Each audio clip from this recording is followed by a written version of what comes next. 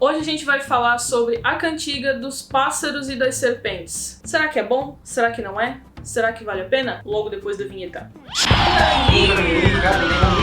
Olá, leitores e leitoras, sejam muito bem-vindos a mais um vídeo do Nunca Nem Li. Eu sou a Bia e hoje a gente vai falar sobre A Cantiga dos Pássaros e das Serpentes, que é um prequel da trilogia Jogos Vorazes. E eu já vou começar esse vídeo dizendo que, como fã de Jogos Vorazes, era praticamente impossível eu não gostar desse livro aqui. Porém, eu também não posso dizer que eu amei, já que eu demorei 3 semanas para concluir a leitura desse livro. Tá certo que ele é grande, mas ele também não é tão grande assim. E eu demorei 3 semanas para ler, e na última parte mesmo eu demorei ainda mais, então eu classificaria a terceira parte desse livro como a parte chata. Na Cantiga dos Pássaros e das Serpentes, a gente vai ser apresentado ao comecinho dos Jogos Vorazes, lá pela 10ª edição. O livro é dividido em 3 partes, mas eu vou dividir esse vídeo em 2 partes. Primeiro, a gente vai falar sobre o personagem do Coriolanus Snow, que é o Presidente Snow, que a gente conhece em Jogos Vorazes, e depois a gente vai falar sobre os Jogos Vorazes em si. Então vamos lá para a primeira parte sobre Coriolanus Snow. Então, a gente vai conhecer aqui todas as ambições, todos os desejos, todos os ideais desse personagem famigerado e odiado que a gente conhece em Jogos Vorazes. Aqui, o Coriolanus tem 18 anos e ele estuda na academia, que é a escola da capital, ele mora na capital, e o grande sonho dele é ir para a universidade e, por que não, um dia se tornar o presidente de Panem. Mas existe um pequeno problema. A única coisa que a família Snow ainda tem é um nome, porque toda a riqueza da família Snow, tudo, absolutamente tudo, envolvia o Distrito 13. E durante a guerra, o Distrito 13 foi basicamente aniquilado. É impossível a vida humana naquele distrito devido à radiação e tudo o que aconteceu lá. Então toda a riqueza dos Snow também acabou junto com esse distrito. O Snow, ele viveu a infância dele toda na guerra, praticamente.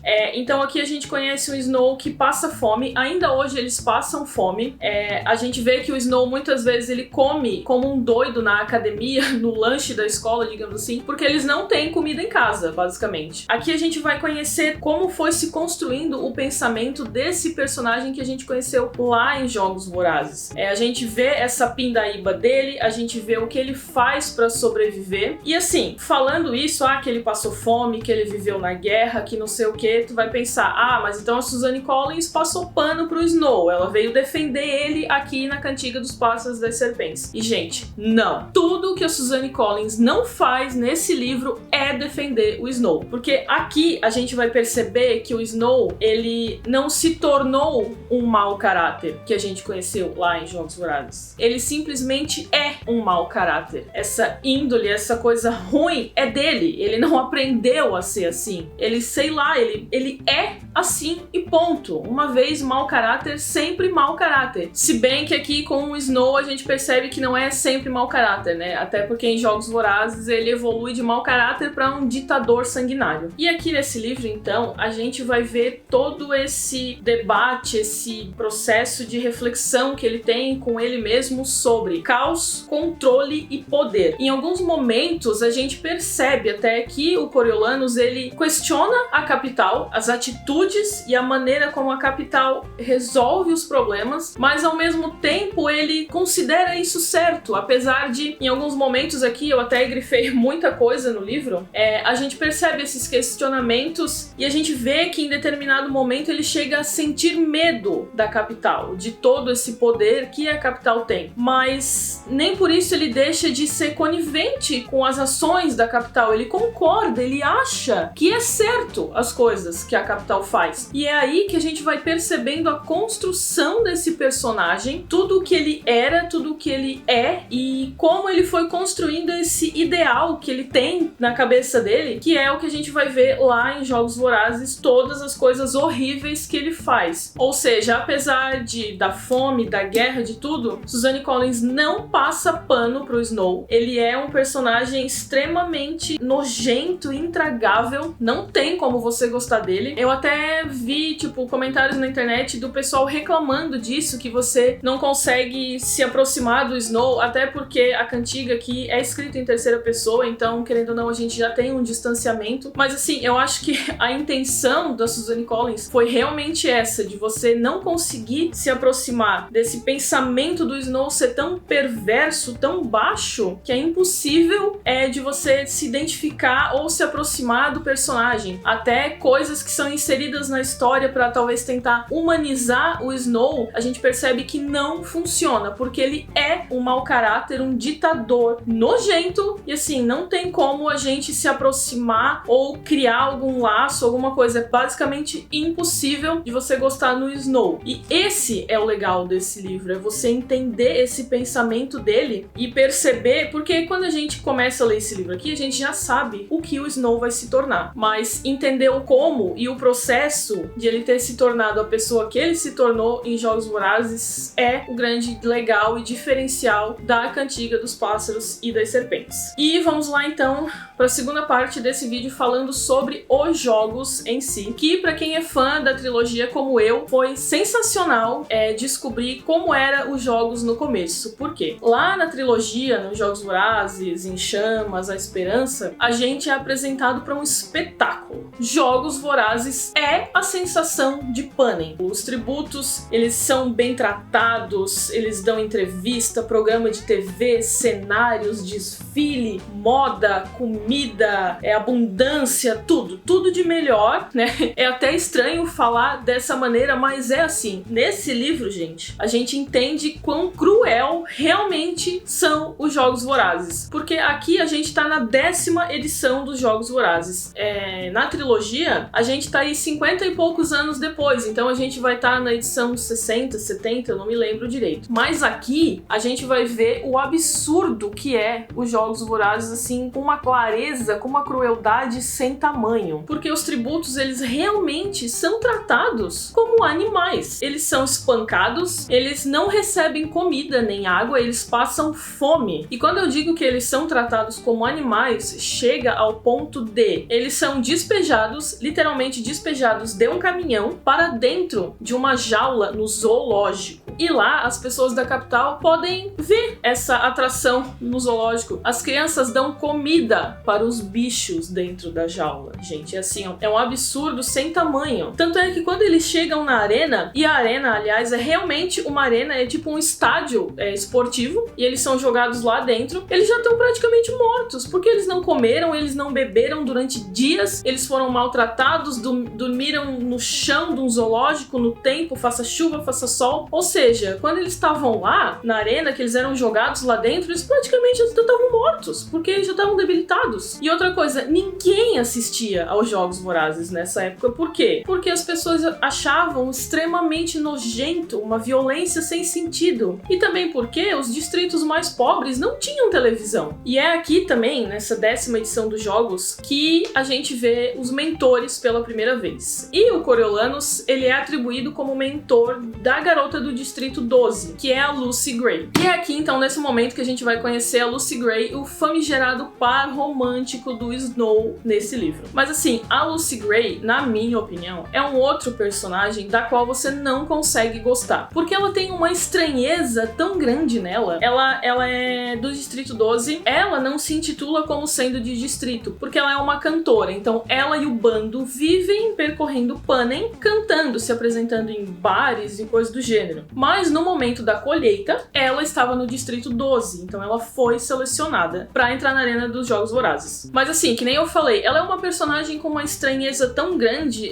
que eu nem sei explicar, mas ela não me convence como personagem. Na sensação que eu tenho é que tudo que ela faz é pensado e calculado pra ela tentar de alguma maneira ganhar esses jogos. Essa é a sensação que eu tenho. E não sei por que cargas d'água, o Snow meio que se apaixona por ela, sabe? Esse esse romance, eu até entendo esse romance tá no livro, mas ele não é um romance que me convence, eu não sei nem se é um romance de fato, porque você percebe que não existe nenhum amor ou nenhum afeto. Tudo que ele faz é querer que a Lucy Gray dê um show, já que ela canta, né? Aliás, é um ponto que me incomoda nesse livro, a gente vai falar disso depois. Então, tudo que o Snow quer é que a Lucy Gray dê um show, porque o vencedor dos Jogos Vorazes leva também como vitorioso consigo o seu mentor. E o mentor que conseguir com que o tributo vença os jogos ganha uma bolsa de estudos integral na universidade, que é o grande sonho do Snow. Então, naquele momento, o objetivo de vida do Snow é fazer com que Lucy Gray vença os jogos. Só que assim,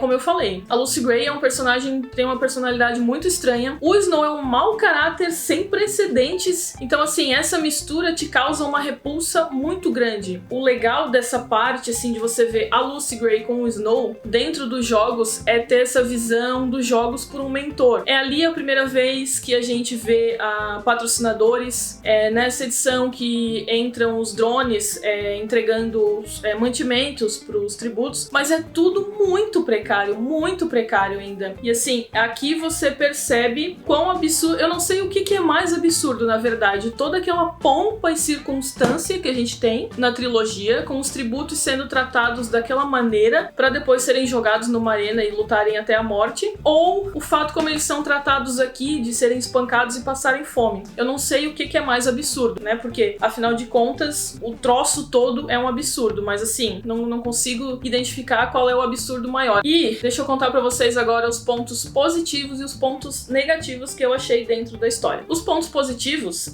como vocês puderam perceber aqui, eu fiz várias marcações no livro. Por quê? Eu caí na besteira de marcar o primeiro absurdo que eu li, mas não absurdo de a história é ruim ou de a história é mal escrita. É absurdo no sentido assim de como é que um ser humano pode pensar isso em relação a outro ser humano. Coisas que me chocavam demais assim na história. Eu fui marcando e quase que me acabou o post-it. Então assim, duas marcações eu quero ler aqui pra vocês. Primeiro, a marcação quando eu digo que nesse livro os tributos são tratados como o que eles realmente são, que seriam animais. Então presta atenção nessa citação.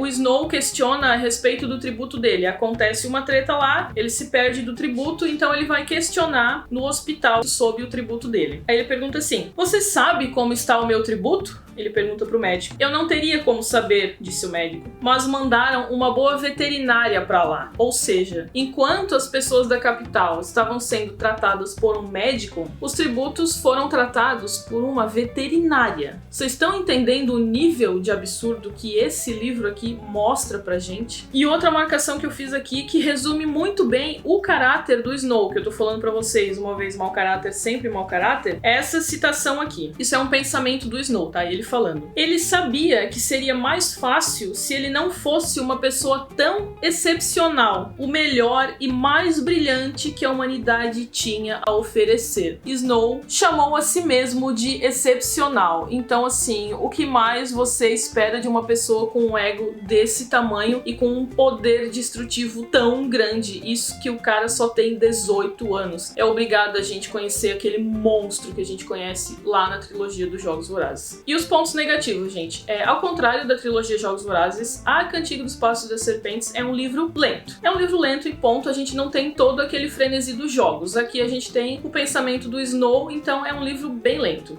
Uma coisa que me incomoda bastante, mas não é só nesse livro, é um gosto pessoal, é as canções. Eu não gosto de livro com canções. E aqui, como nós temos uma personagem cantora, e como o próprio nome diz que é a Cantiga dos Pássaros e das Serpentes, a gente tem muitas passagens com canções, o que me incomodou bastante. A terceira parte, como eu já comentei, eu achei bastante chata, e o final da Lucy Gray também me incomoda um pouco, porque eu não gostei de como a história se encerra pra ela. E uma parte que eu esqueci de falar dos pontos positivos é que aqui a gente tem umas pequenas revelações, mas que são legais de descobrir. Por exemplo, a origem dos tordos, né, dos gaios tagarelas, a origem do nome da Katniss e a origem da música da Árvore Forca que a Katniss canta lá no último livro, A Esperança. E assim, gente, como vocês estão percebendo pela data que esse vídeo está sendo publicado aqui no canal, eu fui a última pessoa do mundo a ler esse livro, mas enfim. E o que eu percebi de todos os comentários comentários que eu fui vendo, né, que a gente, querendo ou não, estamos na internet, estamos recebendo os comentários. Muita gente falando que esse livro, ele não é tão político quanto Jogos Vorazes. E, em partes, eu sou obrigada a concordar com isso. Porém, eu não acho que isso seja a verdade na sua totalidade. Por quê? A gente tem um romance aqui, que eu acho que foi isso que contribuiu para essa percepção que o pessoal teve de que o livro não é político. Mas esse romance, pra mim, ele é completamente esquecível e descartável. Se a gente tirar esse romance e deixar só o Snow como mentor da Lucy Gray, o livro funciona igual. Então, assim, pra mim, esse romance não me convenceu e não me afetou. E por que eu digo que esse livro continua sendo político? Porque a gente tem uma discussão tão grande aqui sobre caos, poder e controle, sobre contrato social, sobre qual é o papel de um governo. Se não é um governo que deve prover o que a população precisa, qual é o papel do governo? Até onde você iria para sobrevivência? Qual é o seu contrato social